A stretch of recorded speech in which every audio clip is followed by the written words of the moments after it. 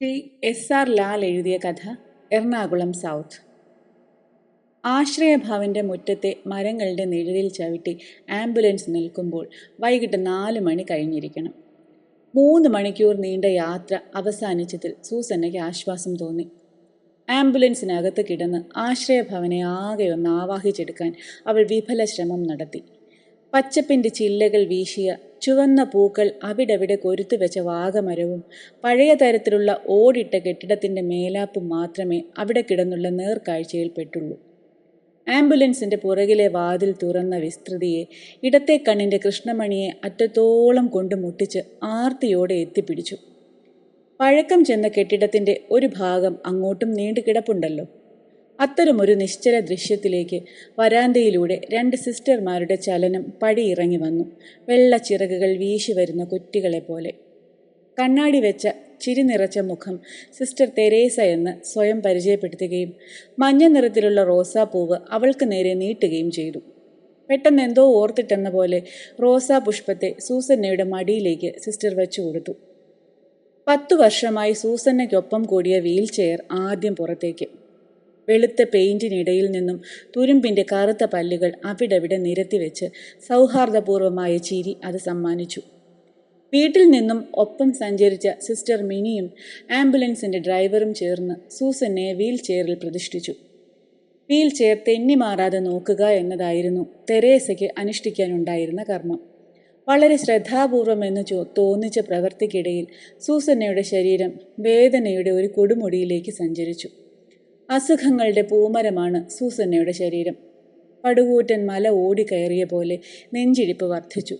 വരാന്തയിലേക്ക് പ്രവേശിക്കുമ്പോൾ കിതപ്പിനിടയിലും സൂസന്ന പറഞ്ഞു, സിസ്റ്റർ, ദയവായി എന്നെ ഒന്ന് പിന്നോക്കം തിരിക്കാമോ? ആശ്രയഭവന്റെ മുൻവശം എങ്ങനെയുണ്ടെന്ന് നോക്കാനാണ്.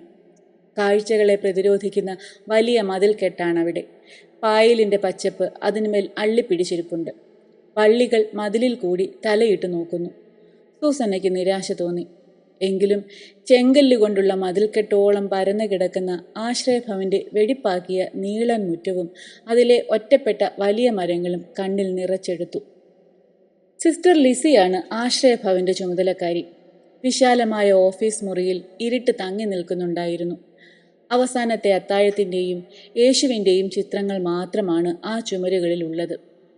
ചിത്രങ്ങളൊക്കെ തൂക്കി എത്ര ഭംഗിയാക്കാൻ കഴിയും ഓഫീസിനെ.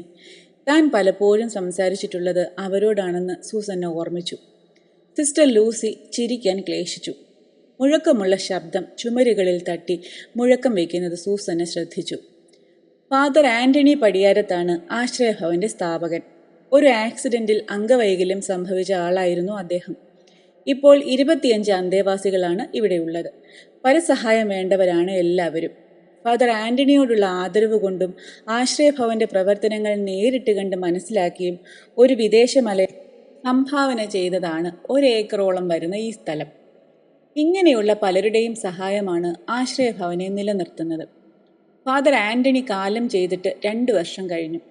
അദ്ദേഹത്തിൻ്റെ സങ്കല്പങ്ങളോട് നീതി പുലർത്താൻ ഞങ്ങൾ കഴിവതും ശ്രമിക്കുന്നുണ്ട്. സമൂഹത്തിൽ ഏറ്റവും അവശത അനുഭവിക്കുന്നവർക്ക് മാത്രമേ ആശ്രയഭവനിൽ പ്രവേശനം നൽകാറുള്ളൂ എന്നാണ് ഞങ്ങളുടെ ബൈലോ പറയുന്നത്. ഫാദർ കുന്നിലോട്ടിൻ്റെ നിരന്തരമായ അഭ്യർത്ഥനയെ മാനിച്ചാണ് സൂസന്നയ്ക്ക് ഇവിടെ സൗകര്യമൊരുക്കിയത്. സ്ഥാപനത്തെക്കുറിച്ച് നടത്തിയ ഹ്രസ്വമായൊരു വിവരണത്തോടൊപ്പം തന്നോട് കാണിച്ചിരിക്കുന്ന സൗജന്യത്തെ കൂടി ഓർമ്മിപ്പിക്കാൻ സിസ്റ്റർ ലിസി ബാധ്യസ്ഥയാണെന്ന് തോന്നിച്ചു. വെള്ള ചായമടിച്ച തീരെ അഴുക്ക് പതിയാത്ത മുറിയായിരുന്നു സൂസന്നയ്ക്ക് അനുവദിച്ച് കിട്ടിയത്. കുറേ ദൂരം യാത്ര ചെയ്തതല്ലേ, ക്ഷീണം തോന്നുന്നുണ്ടോ? വീൽ ചെയർ കട്ടിലിനടുത്തേക്ക് അടുപ്പിച്ച് സിസ്റ്റർ മിനി ആരാഞ്ഞു. കിടക്കണ്ട സിസ്റ്റർ, ആ ജനാലയൊന്ന് തുറന്നിടാമോ? ജനാലയിൽ തള്ളിപ്പിടിച്ചു നിന്ന കാറ്റ് അകത്തേക്ക് തള്ളിക്കയറി. സൂസന്നയുടെ മുടിയിഴകളെ വിറപ്പിച്ച ശേഷം ഉണ്ണിയേശുവിൻ്റെ ചിത്രമുള്ള ചുമരിലെ കലണ്ടറിനോട് തല്ലുപിടിച്ചു. ഈ മുറിയിൽ നല്ല കാറ്റാണ്, സിസ്റ്റർ മിനി നിലത്ത് വീണ കലണ്ടറിനെ യഥാസ്ഥാനത്ത് തൂക്കുന്നതിനിടയിൽ പറഞ്ഞു. നല്ല കാഴ്ചയുമുണ്ട്. സൂസന്ന ചിത്രം വരയ്ക്കുമല്ലേ? ഇവിടെ ഇരുന്നാൽ മുറ്റവും ദൂരെയുള്ള മതിലും വാഗമരവും എല്ലാം കാണാനാവുന്നുണ്ടല്ലോ എന്ന് സന്തോഷം പങ്കുവച്ചു. വൈകിട്ടത്തെ വെയിലിൻ്റെ കനം കുറഞ്ഞ പാളി ജനാലയിലൂടെ വന്ന് സൂസന്നയുടെ കൈ പിടിച്ചു. എൻ്റെ കമ്പ്യൂട്ടർ വണ്ടിയിലാണെന്ന് തോന്നുന്നു. അതുടൻ എത്തിച്ചു തരാം സൂസന്ന. സിസ്റ്റർ മിനിയുടെ വെള്ള വസ്ത്രത്തിന്റെ കരകരപ്പ് വാതിലിലൂടെ അലിഞ്ഞില്ലാതായി. കൃത്യം 2 ആഴ്ച കഴിഞ്ഞ ദിവസമാണ് സൂസന്നയെ തേടി ആദ്യത്തെ അതിഥി എത്തിയത്. ജനലിലൂടെ കാണാവുന്ന മതിലിനെയും അതിലെ തൊങ്ങലുകളെയും വരയ്ക്കാനുള്ള ശ്രമത്തിലായിരുന്നു സൂസന്ന. സൂസന്നയുടെ വിരലുകൾക്ക് പാകത്തിൽ ക്ഷമയോടെ ക്യാൻവാസിനെ ഉറപ്പിച്ചു കൊടുത്തത് മിനിയായിരുന്നു. ഈ ചിത്രം നമ്മുടെ ഓഫീസ് മുറിയിൽ തൂക്കാൻ തരണം. വരച്ചു തുടങ്ങിയപ്പോൾ തന്നെ സിസ്റ്റർ ലിസി അതിന്മേൽ അവകാശ പ്രഖ്യാപനം നടത്തിയിരുന്നു. മിനി വീൽ ചെയർ തിരിച്ച് അതിഥിക്ക് അഭിമുഖമാക്കി വെച്ചു. അയാൾക്കിരിക്കാൻ ഒരു കസേര കൂടി അവൾ ദയാപൂർവം സമ്മാനിച്ചു. സൂസന്ന നിറങ്ങൾ കയ്യിൽ അടയാളപ്പെടുത്തിയ ചെങ്കല്ലിൻ്റെയും പച്ചയുടെയും ഭൂഖണ്ഡങ്ങളിൽ ശ്രദ്ധയർപ്പിച്ചിരുന്നു. അതിഥി കസേരയിലിരുന്ന് വലിഞ്ഞു മുറുകി. അയാളുടെ അക്ഷമയോടെയുള്ള ചലനങ്ങളെ മരക്കസേര ശബ്ദം നൽകി കൊഴിപ്പിച്ചു. അയാൾ ഇതാ വിയർപ്പിൽ നിന്നും ഷർട്ടിനെ മോചിപ്പിച്ചെടുക്കാൻ സാഹസപ്പെടുന്നു. സൂസന്ന ഫാനിന്റെ സ്വിച്ചിലേക്ക് കണ്ണു പായിച്ചപ്പോൾ അയാൾ അതിനെ ചലിപ്പിക്കാനായി എഴുന്നേറ്റു. അലക്സിനായി പണ്ടത്തെ പോലെ സൂസന്ന ഗൃഹപാഠമൊന്നും നടത്തിയില്ല. പതിവ് പോലെ ആമുഖമോ പശ്ചാത്തല വിവരണമോ ഇല്ലാതെ അലക്സ് ആരംഭിച്ചു. എന്തു ഭാവി ചാടി നീ? എറണാകുളത്തായപ്പോൾ നിന്റെ കാര്യങ്ങൾ കുറച്ചുകൂടി എളുപ്പമായല്ലേ? എല്ലാം തകർത്തപ്പോൾ സമാധാനമായല്ലേ? എന്നെ നശിപ്പിച്ചേ അടങ്ങൂന്നുള്ള വാശിയാണല്ലേ? എന്താ ഈ പറയുന്നത് അലക്സ്? സൂസന്ന ഇടയ്ക്ക് വെച്ച് അയാളെ വട്ടം പിടിച്ചു നിർത്തി. ഞാൻ ഇങ്ങോട്ട് വരണമെന്ന് തീരെ ആഗ്രഹിച്ചതല്ല. കാരണക്കാരൻ അലക്സ് അല്ലേ? മറന്നോ? വീട്ടിൽ വന്ന് എന്നെ തട്ടിക്കളയും, അത് ചെയ്യും ഇത് ചെയ്യും എന്നൊക്കെ വിളിച്ചു കൂവിയില്ലേ?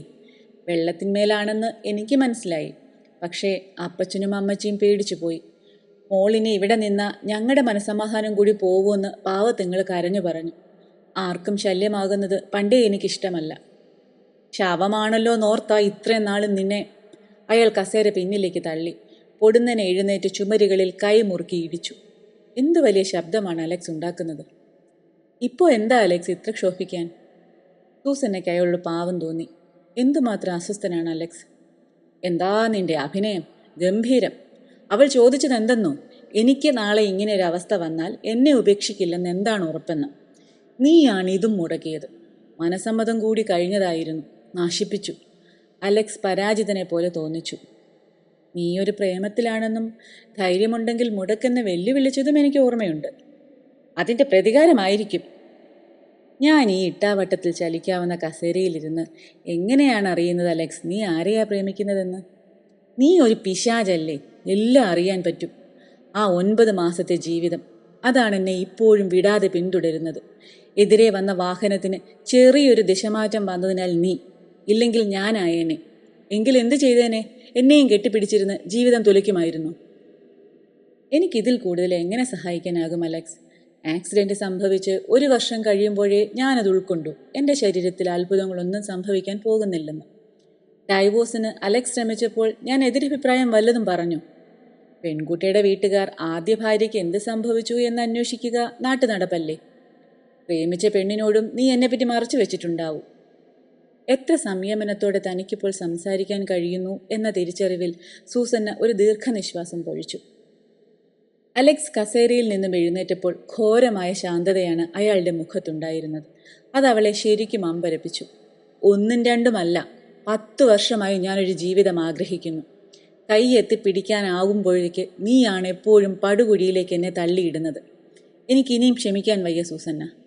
ഞാനിതിന് വൈകാതെ പരിഹാരം കാണും. ഭാര്യ മരിച്ചയാൾക്ക് 2ാമത് വിവാഹം കഴിക്കാൻ ബുദ്ധിമുട്ടുണ്ടാവില്ല അല്ലേ? അലക്സിന്റെ മുഖത്ത് നിഗൂഢമായ ചിരി വിടർന്നു വന്നു.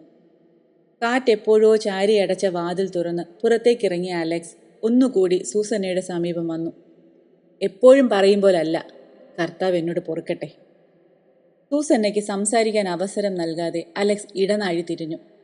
പിന്നാലെ ഓടിച്ചെന്ന് പിടിച്ചു നിർത്തണമെന്നും ആശ്വസിപ്പിക്കണമെന്നും സൂസന്ന നല്ലപോലെ ആഗ്രഹിച്ചു. പണ്ടൊരിക്കലും തോന്നാത്ത പോലെ. ആരായിരുന്നു ഗസ്റ്റ്? വലിയ ഒച്ചത്തിൽ സംസാരിക്കുന്നത് കേട്ടു. മിനി തല നീട്ടി. ഒരു പഴയ പരിചയക്കാരൻ. എറണാകുളം സൗത്തിൽ ഉച്ചയ്ക്കെത്തുന്ന നേത്രാവതിയിൽ കയറി തിരുവനന്തപുരത്ത് എത്താൻ ഓടിപ്പിടിച്ചു വന്നപ്പോഴാണ് ട്രെയിനുകളുടെ സമയം പാളം തെറ്റിയത് അവൻ അറിഞ്ഞത്. തൃശ്ശൂരിൽ എവിടെയോ മണ്ണിടിഞ്ഞു കിടക്കുന്നത് നെഞ്ചിനകത്താണെന്ന് തോന്നി.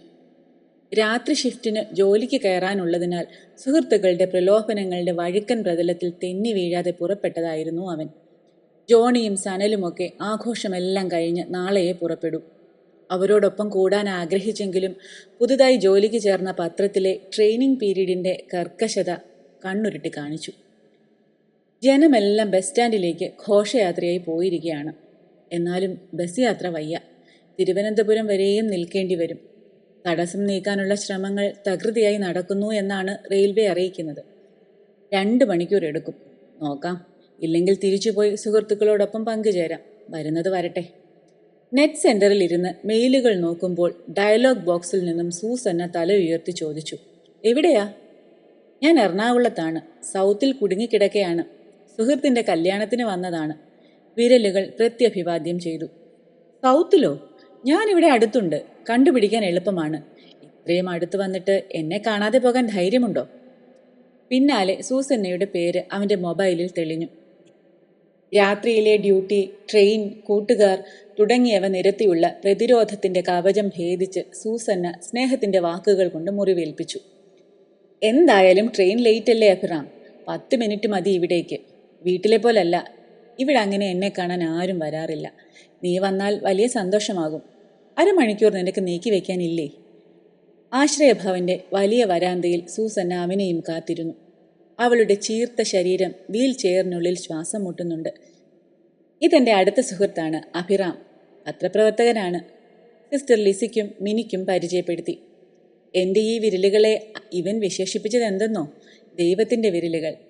സൂസന്ന വലത് കൈയിലെ ചലിപ്പിക്കാവുന്ന വിരലുകളെ ശ്രമപ്പെട്ട് ഉയർത്തിക്കാട്ടാൻ ശ്രമിച്ചു.